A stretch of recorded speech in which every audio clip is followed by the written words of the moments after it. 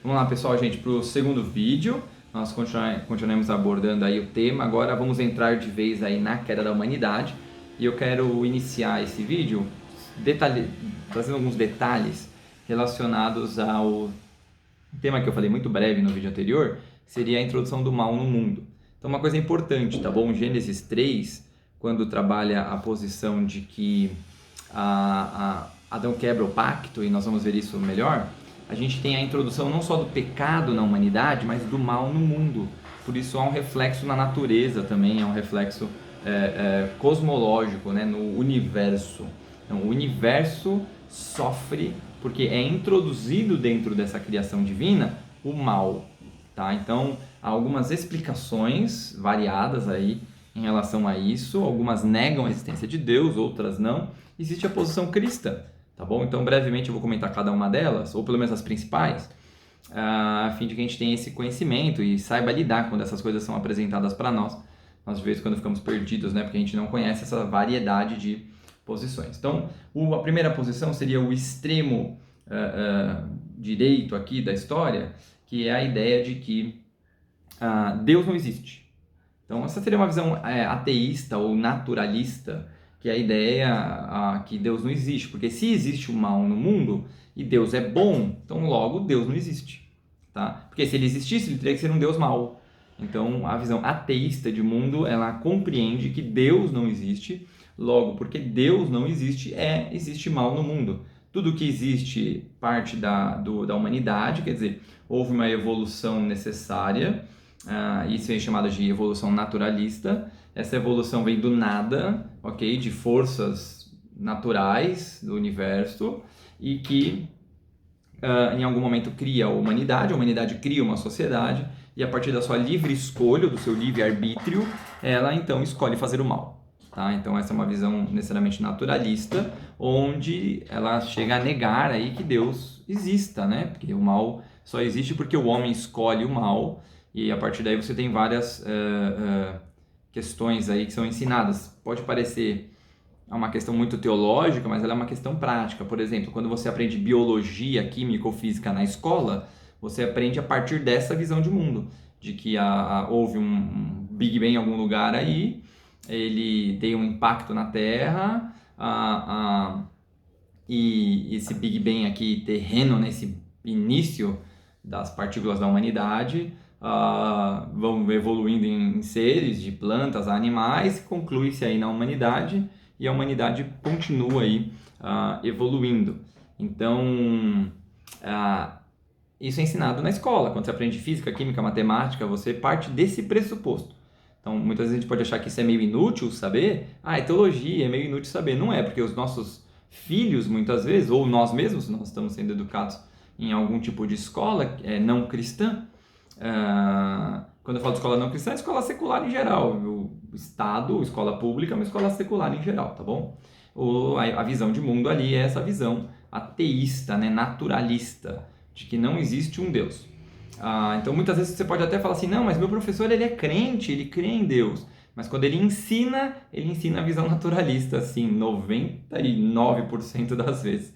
A gente acaba, parece que, deslocando um pouco a posição.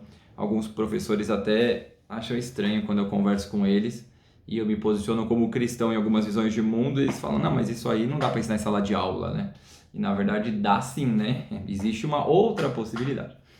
Existe uma outra visão de mundo que é a visão dualista.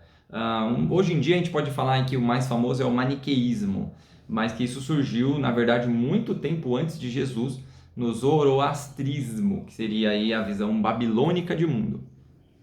O zoroastrismo, ou essas visões dualistas, elas entendem que existe um Deus bom e um Deus mau, e que esses dois deuses lutam entre si como poderes absolutos, quer dizer, existe um grande Deus bom e um grande Deus mau. Os agnósticos muitas vezes ensinavam, a gente vai ver isso muito no livro de Irineu, que ele vai trabalhar a posição dos agnósticos, onde eles acreditam que o Deus bom é o criador do universo, mas que há um Deus mau que cria a Terra. Então, o demiurgo, né, o criador da Terra, ele é um Deus necessariamente mau, tá?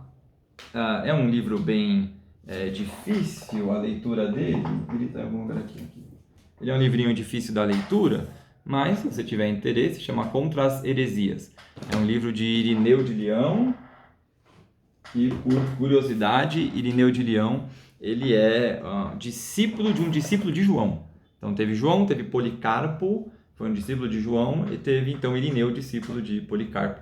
Vocês perceberem na leitura desse livro é interessante, fazendo um parênteses, que o Irineu ele faz uma análise mais profunda do que João já ensina em 1 João.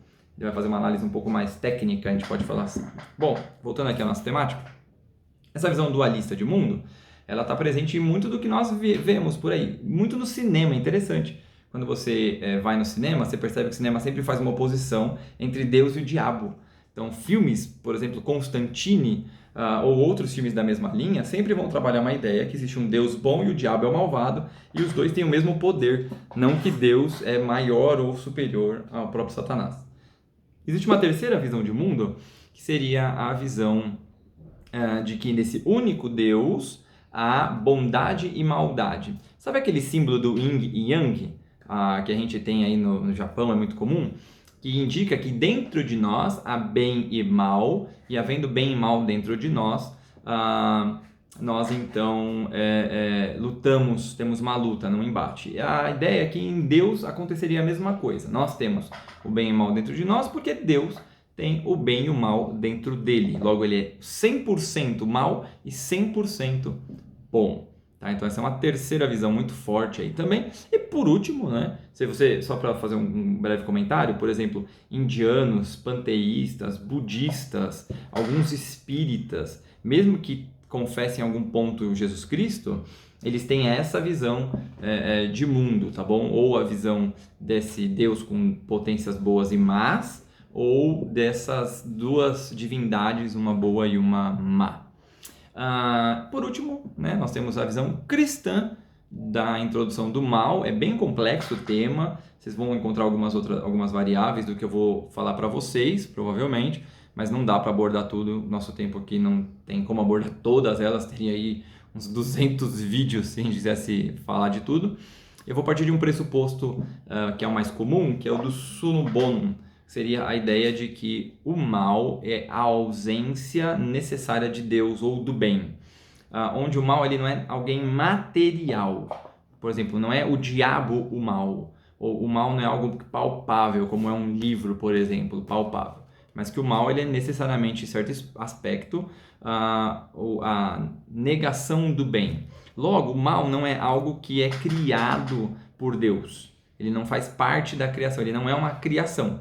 Porque uma vez que eu assumo que o mal é algo palpável, eu tenho que dizer que ele é uma criação e que Deus criou o mal. E na afirmação que Deus criou o mal, a gente pode cair não em uma, mas em algumas heresias que vêm depois desse raciocínio, tá? Apesar de ter muita gente que faz essa afirmação sem levar muito adiante, e é um perigo, porque se você pegar essa visão e levar ela adiante, você pode cair em algumas heresias bem ferradas, até o ponto de dizer que Deus é necessariamente mal. Tá? Deus não é mau, Deus é eternamente bom, não há maldade em Deus, as suas decisões são sempre justas e boas. Logo, essa visão é de que Deus cria o mundo, cria os anjos, cria os homens, só que tanto anjos quanto homens são dotados de livre arbítrio.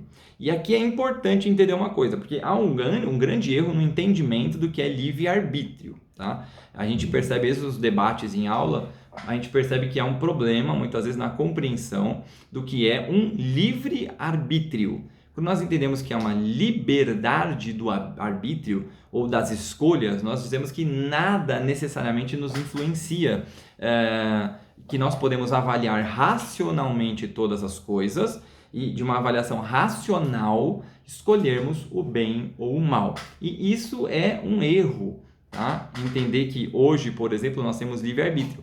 Mas é um acerto entender que Adão tinha um livre-arbítrio. Tá? Porque Adão racionalmente escolheu comer do fruto.